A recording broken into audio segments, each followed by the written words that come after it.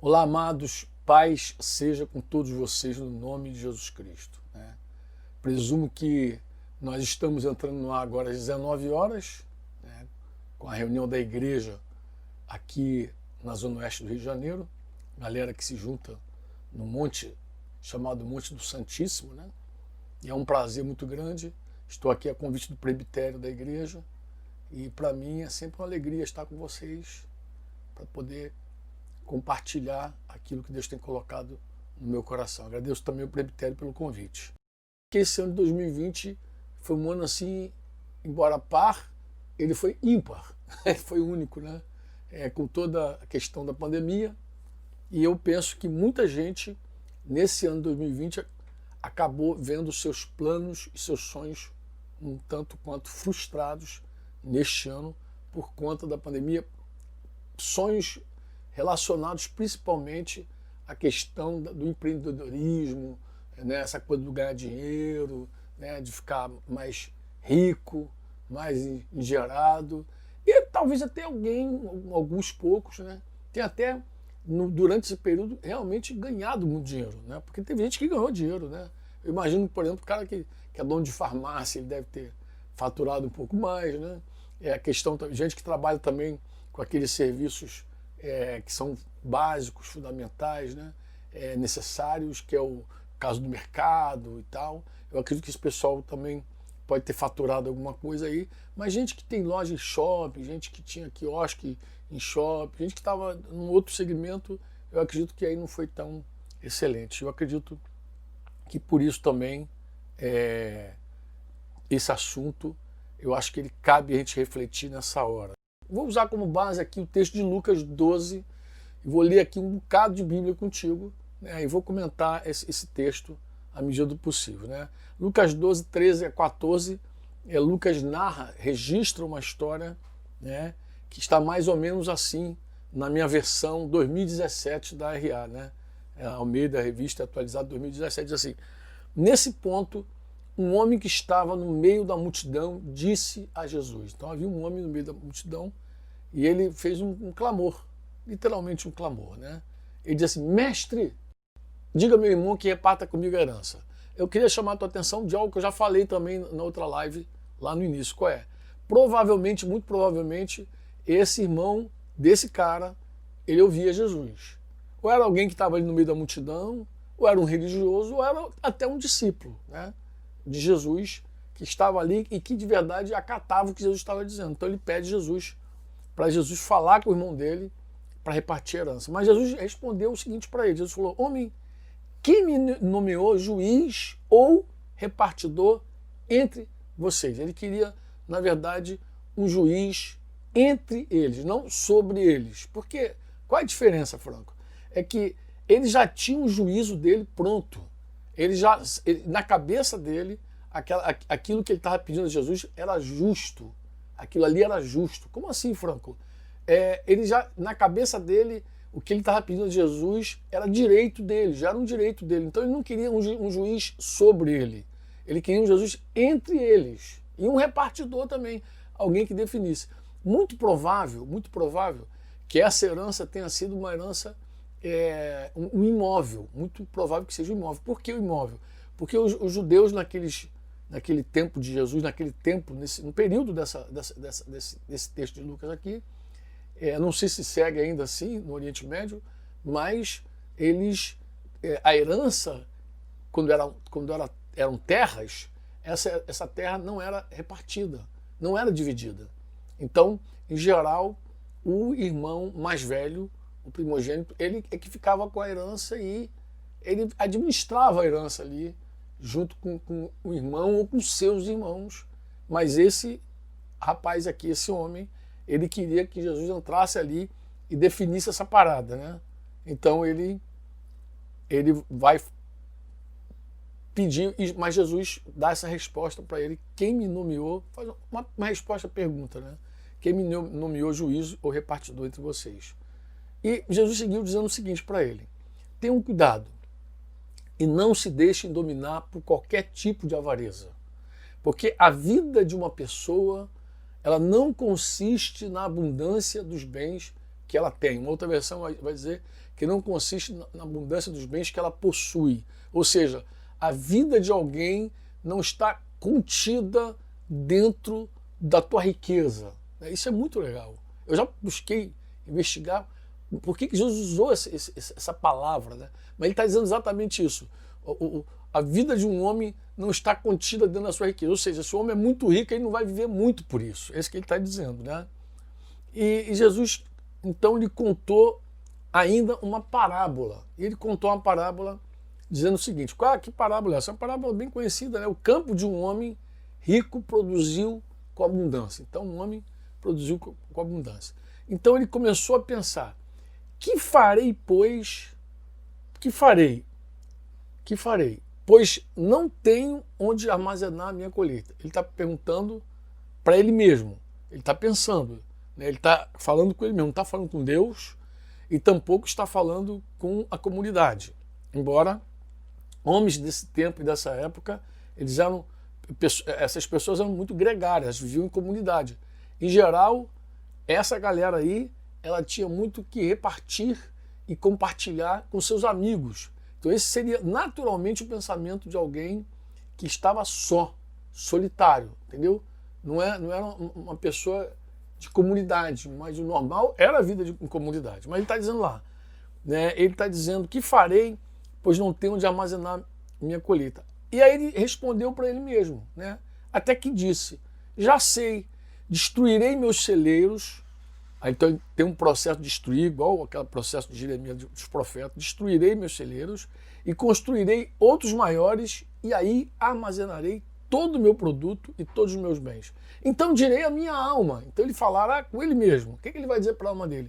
Você tem em depósito muitos bens para muitos anos. Então, em geral, o cara pensa isso, né? Então ele vai dizer o quê? Descanse, coma, beba e aproveite a vida.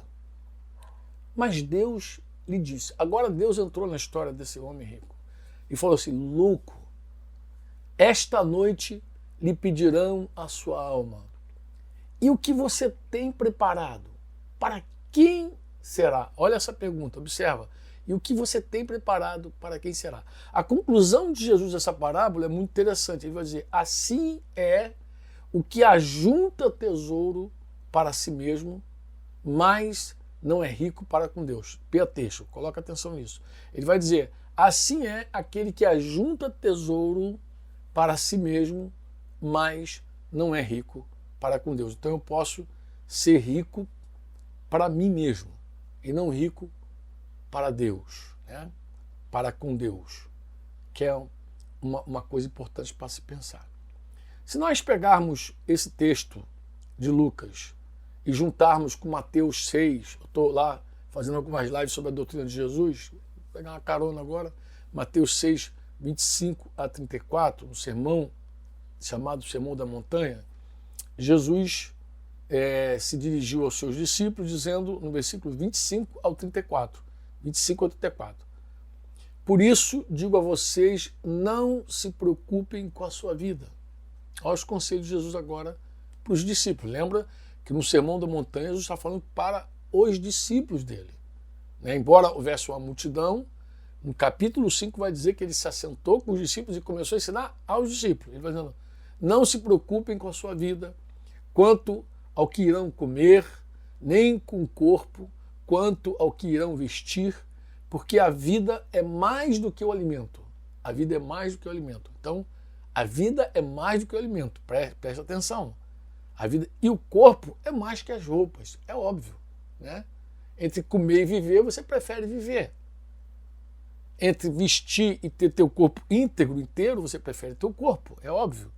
Agora, observem os corvos, que não semeiam, não colhem, não têm despensa, nem celeiros. Contudo, Deus os sustenta. Vocês valem mais do que as aves.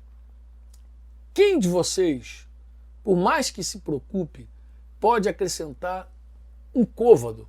Um côvado, se não me falha a memória, é essa distância da pontinha desse dedo ao cotovelo. Um côvado ao curso da sua vida. Um côvado. Quem é que pode agregar um côvado ao curso da sua vida? Pode, tanto no sentido de agregar, vou viver mais um côvado, vou viver mais um pedacinho. Quem é que pode fazer isso? Né? Há quem diga que a ciência faz, que os remédios fazem. Há quem diga isso, mas um discípulo de Jesus que crê na palavra sabe que isso não é verdade. Quem pode realmente agregar anos à tua vida é Deus, ninguém mais. Né? E as escrituras contam, inclusive a história de Ezequias, você deve lembrar lá, 15 anos Deus deu a ele. Portanto, se não podem fazer nada quanto às coisas mínimas, por que se preocupam com as outras? Observem como crescem os lírios, eles não trabalham, eles nem fiam. Eu, porém, afirmo a vocês que nem Salomão, em toda a sua glória, se vestiu como qualquer deles. Ora, se Deus veste assim a erva, que hoje está no campo e amanhã é lançada no forno, imagina, muito mais fará por vocês, homens de pequena fé. Pequena fé. Portanto, não fiquem perguntando o que irão comer ou beber e não fiquem preocupados com isso. Não se preocupe, disse Jesus, porque os gentios, os incrédulos, né, de todo mundo é que procuram estas coisas. Mas o Pai de vocês, disse Jesus, o Pai nosso, sabe que vocês precisam delas. Aí ele vai dar aquele conselho, aquele mandamento fatal que a gente canta, que a gente cita várias vezes. Busquem, antes de tudo, o seu reino, o reino de Deus e a justiça do reino de Deus. E estas coisas lhes serão acrescentadas. Não tenham medo, ó pequenino rebanho, porque o Pai de vocês se agradou a dar o seu reino. Aí ele vai dar um outro conselho que quase ninguém fala sobre isso, mas ele vai dizer, vendam seus bens, deem esmola. Façam para vocês mesmos bolsas que não desgastem. Agora Jesus vai ensinar, amados, como ser rico para com Deus. É isso que ele está ensinando. Né? Façam para vocês mesmos bolsas que não desgastem, tesouro inesgotável nos céus, onde o ladrão não chega, nem a traça corrói. Porque onde estiver o tesouro de vocês, aí estará também o seu coração. Eu só li esse texto para te responder o seguinte, alguém podia perguntar, Franco, como é que alguém constrói um tesouro no céu? É assim, é você investindo nas coisas de Deus realmente. Você precisa descobrir tudo aquilo, todo aquele dinheiro que você coloca em Deus, na sua obra, e que de verdade tem valor eterno. Né? Quem dá aos pobres, diz a Bíblia, empresta a Deus. Empresta a Deus. Paulo, se referindo à oferta que ele recebeu lá dos filipenses, ele diz que Deus recebeu. E Paulo vai dizer isso, Deus recebeu como aroma agradável. Então aquela oferta que chegou às mãos do apóstolo, ele disse que quem recebeu foi Deus. Ele disse, eu estou suprido desde que vocês me enviaram socorro. Mas quem recebeu foi Deus. Deus é quem recebeu. Então existem formas da gente se tornar rico para com Deus e não rico mais para conosco mesmo. É certo alguém dizer assim, Franco, é necessário o mínimo. Claro, o mínimo de bens para a vida é necessário. Claro, existe o mínimo necessário. Mas dizer, se você afirmar assim, ó, se eu tiver mais bens, terei mais vida. Isso é mentira. Porque Jesus disse que a vida de um homem não cabe dentro da abundância dos bens que ele possui. Não consiste ali. Isso fica claro nas declarações de Jesus. Né? Ele vai dizer, ele registrou em Lucas 12,15, ele falou, tende cuidado, guardai-vos de toda e qualquer avareza, porque a vida de um homem não consiste na abundância dos bens que ele possui. Vida abundante, irmão, guarda isso, vida abundante, ela não é alcançada pelo acúmulo de bens. Quem quer vida abundante e pensa que se ele juntar bens ele vai ter vida abundante, ele está enganado, ele está redondamente enganado, ele na verdade é um tolo. Né? A palavra avareza aqui nesse texto, ela também pode ser traduzida por desejo insaciável. Desejo insaciável. Então tem gente que possui um desejo insaciável. Uma pergunta que cabe, Franco, por que essa parábola é tão atual? E ela é atual, pode ter certeza. Eu, quando comecei a falar em março sobre ela, eu tinha uma coisa em mente. Né? Eu queria questionar um pouco as teorias do valor do marxismo. Por que eu falo teorias? Porque eu não vi nada ainda, no comunismo, por assim dizer, eu não vi nada no comunismo que fosse prático. Tudo que eu conheço é teórico, é muito teórico no comunismo. Muito teórico. Eu olho todos os países comunistas, socialistas, eu digo assim, isso é tudo teoria. O discurso é bonito, o discurso é legal, mas é teoria. Então eu digo teoria de valor, teorias de valor do marxismo. Tem teorias muito lindas, mas não tem aplicação. E claro, o outro extremo, que não pode deixar de falar, qual é? São esses lucros excessivos de uma sociedade capitalista, que é correr atrás do vento também. Então você tem, de um lado, gente que se ilude profundamente com esses lucros excessivos de uma sociedade capitalista versus teorias valorosas, preciosas do marxismo. Então, por isso que é tão atual. É tão atual. Um cristão de bom senso, que Deus, quando você se converte, você não perde o bom senso, tá, amado?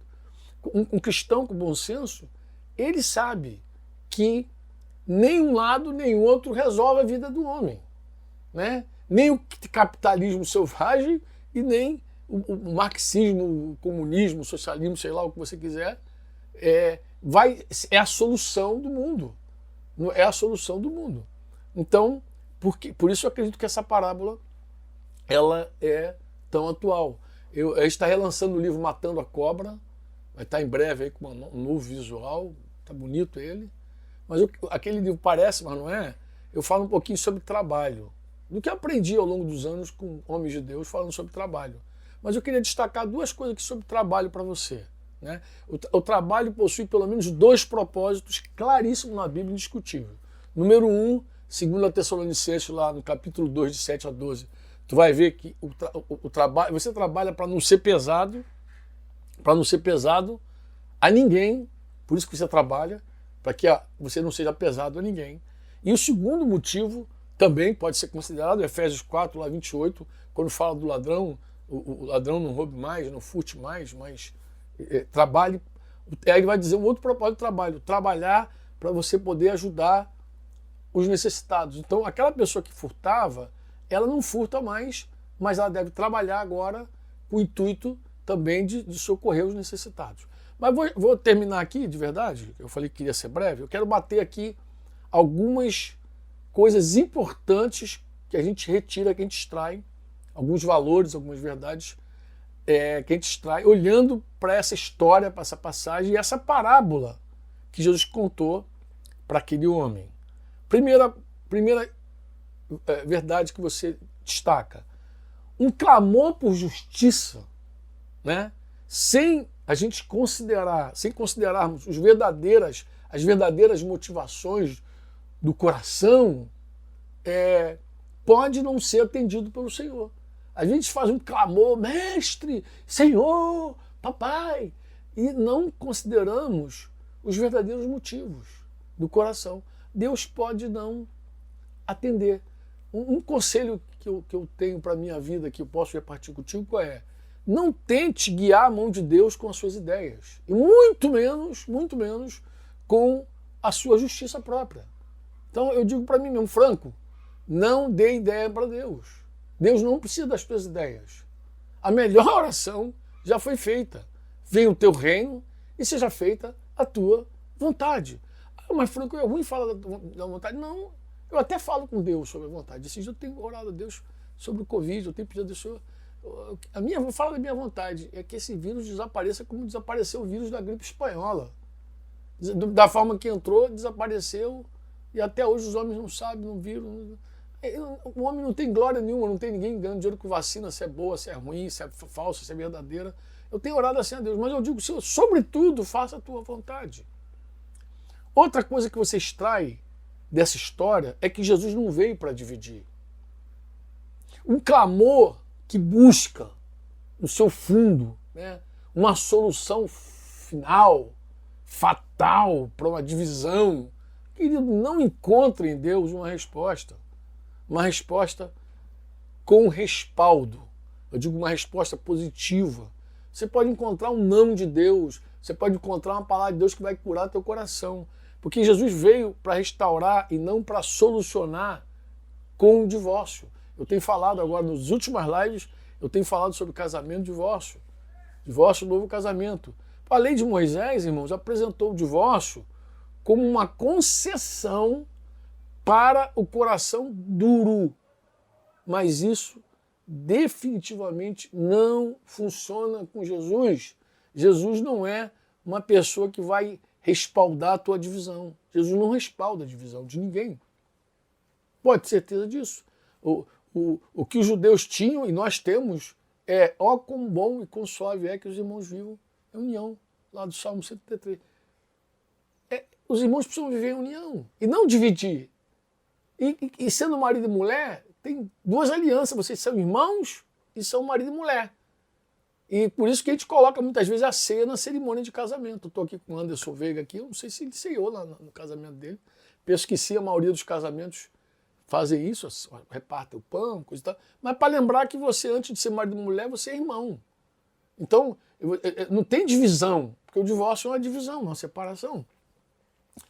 Outra verdade que a gente extrai qual é? É para Deus, justiça, ela contempla o cuidado verdadeiro com os verdadeiros necessitados. Como assim verdadeiros necessitados? Amados, a gente vive no tempo... Eu poderia fazer aqui uma live, um estudo só contando as histórias do presbitério do Rio de Janeiro, tentando ajudar pessoas necessitadas. Gente, a gente aprendeu ao longo dos anos que descobrir um verdadeiro necessitado é difícil. Até um verdadeiro pobre é difícil.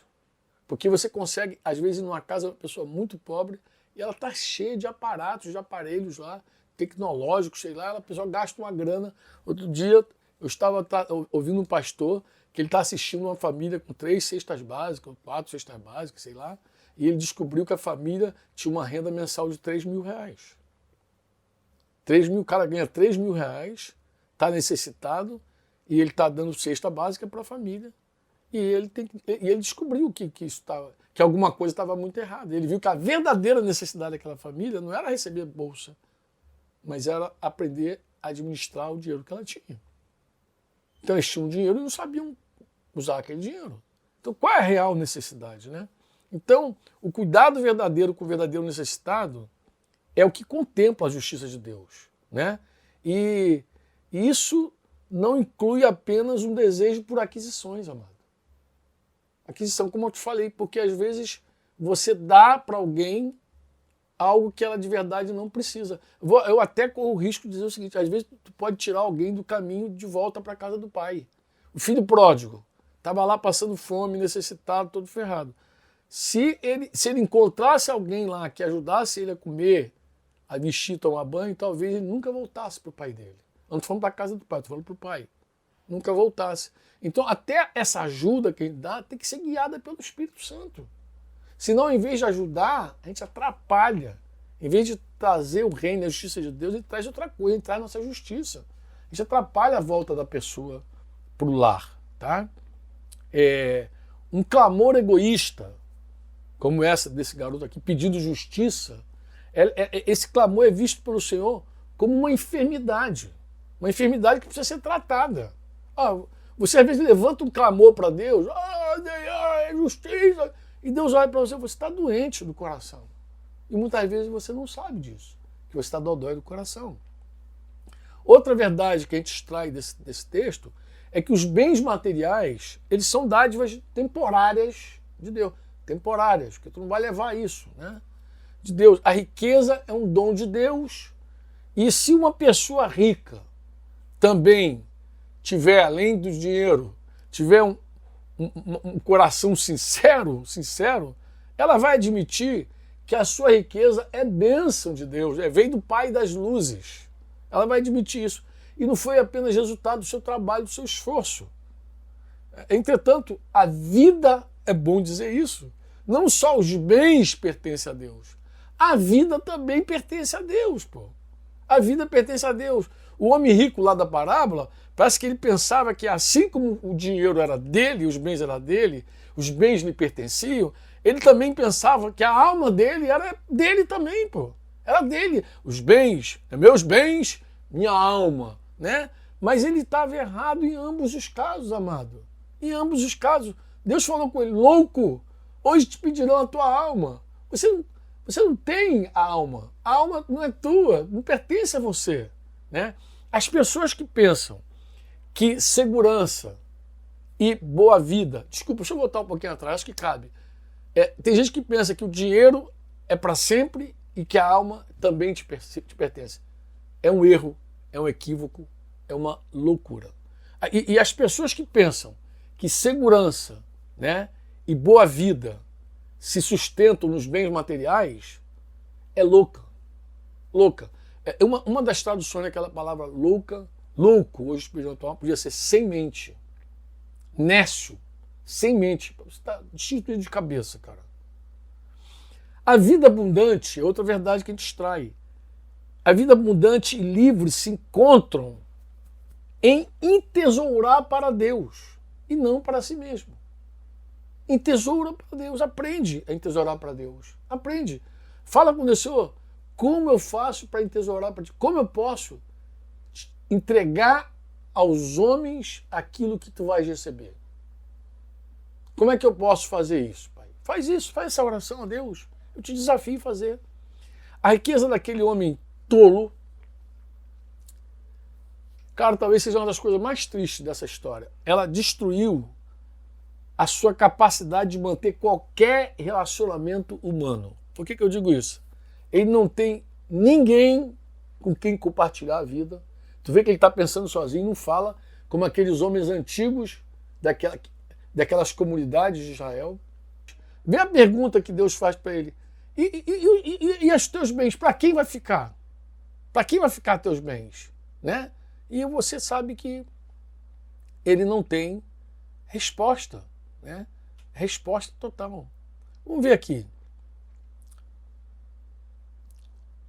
Tiago 1, de 9 a 11, vai dizer assim, o irmão de condição humilde glorie-se na sua exaltação, e o rico na sua humilhação, porque ele passará como a flor do campo. Porque o sol se levanta com o seu calor ardente, a planta seca, a sua flor cai e a formosura do seu aspecto desaparece. Assim também o rico murchará em seus caminhos. Está escrito. Outra verdade, muitas vezes as pessoas que lutam por uma causa justa, elas presumem que a luta, que aquela luta, né, por aquela causa, faz ela também uma pessoa justa.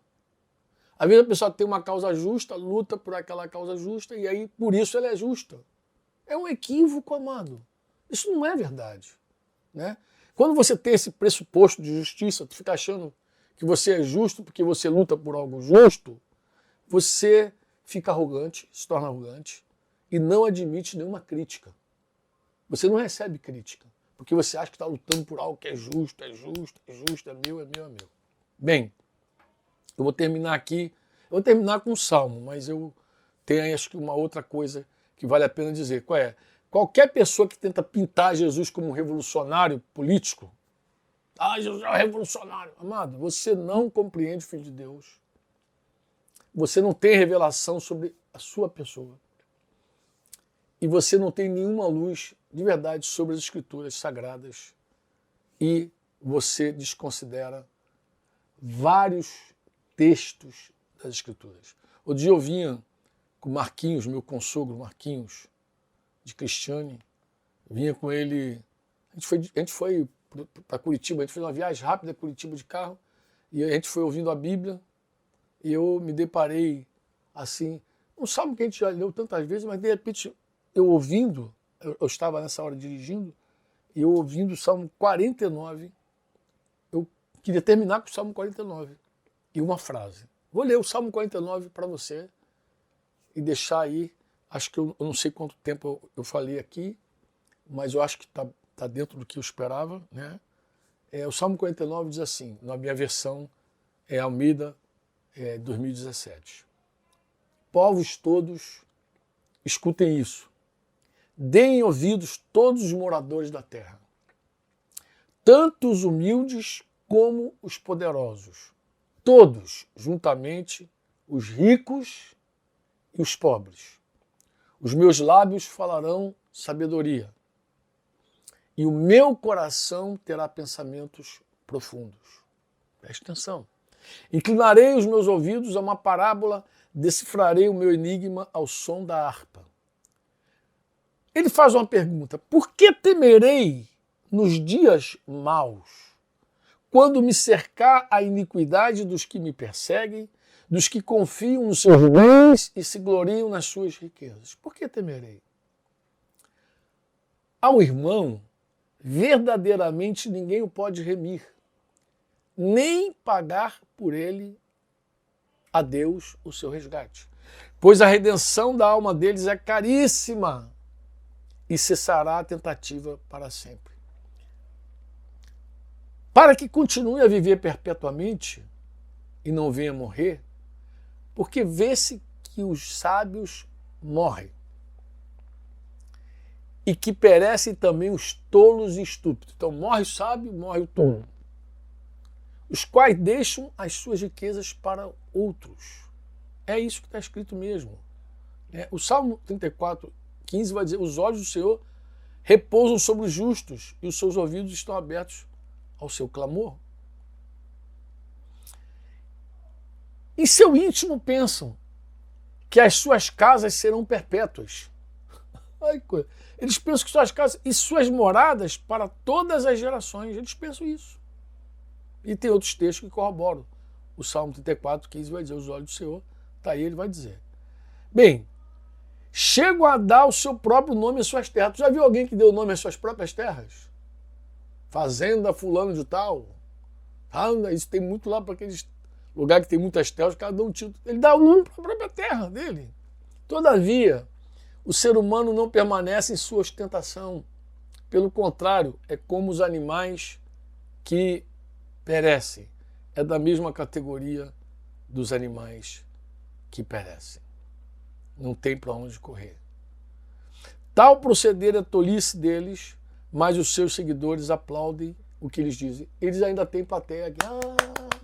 Ainda tem gente que aplaude a cada discurso que eles fazem. E agora aplaudem pela internet, curtindo, batendo palminha. O cara fala bobagem e a galera vai atrás aplaudindo. Como ovelhas são postos na sepultura. A morte é o seu pastor. Eles descem diretamente para a cova onde a sua formosura se consome, por mais lindo que seja. O mundo dos mortos é o lugar em que habitam. Mas Deus remirá a minha alma do poder da morte. Que tremendo isso aí. Salmo 16, 10, Oséias também, 13, 14 vai confirmar isso. Pois ele me tomará para si. Aí ele começa a fazer aquela promessa. Os que estão em Cristo já sabem disso. Os que estão, a maior alegria, irmão, a maior bênção de você estar numa terra dessa tão turbulenta, atribulada, é você ter a certeza de que você tem vida em Jesus Cristo, vida eterna com Jesus. Isso é tremendo. Porque você sabe que quando você fechar os olhos aqui, tu já abriu na eternidade. Então, você não vai perecer, rico ou pobre. Se você confiar em Deus, você não perece. Se você confiar nas suas riquezas, você está frito. Não tenha medo quando alguém enriquecer, quando alguém aumentar a glória de sua casa. Pois quando morrer, nada levará consigo. Tem dúvida disso? Você tem dúvida que nada levará consigo? O que Paulo falou com Timóteo? Porque nada trouxemos, né? 1 Timóteo 6,7. Nada trouxemos para o mundo, nem coisa alguma podemos levar dele. E termina dizendo assim: o ser humano revestido de honrarias. Preste atenção, amados, nisso. O ser humano revestido de honrarias, mas sem entendimento, é como os animais que perecem. É como os animais que perecem. Eu termino aqui dizendo para você uma frase. Uma frase. Assim. Muitos de nós têm a vida por preciosa. Tem a vida por preciosa, mas a nossa vida, ela está em Cristo. A gente só tem vida hoje porque essa vida não é nossa, ela é de Jesus, duplamente. Deus é o autor, sustentador da vida dos homens e dos animais. Está escrito. Mas a vida que nós temos hoje é uma vida que está nas mãos de Deus, totalmente dele, duplamente dele. Porque nós temos a vida que Jesus nos deu. Viver a vida de Jesus para nós mesmos é uma tragédia. Gastar as coisas de Deus em prol do nosso próprio prazer é outra tragédia. Isso é muito pessoal, o que eu falo, é muito pessoal. Muito pessoal mesmo. Porque um dia lá na glória nós vamos saber quem é rico para com Deus e quem é pobre para com Deus. Somente lá a gente vai saber. Aqui não tem como saber. Até porque tem muita coisa que os homens fazem para ser visto por outros homens. E quando a gente faz coisas para a gente ser visto pelos outros homens, Jesus falou que a gente já recebeu a nossa recompensa.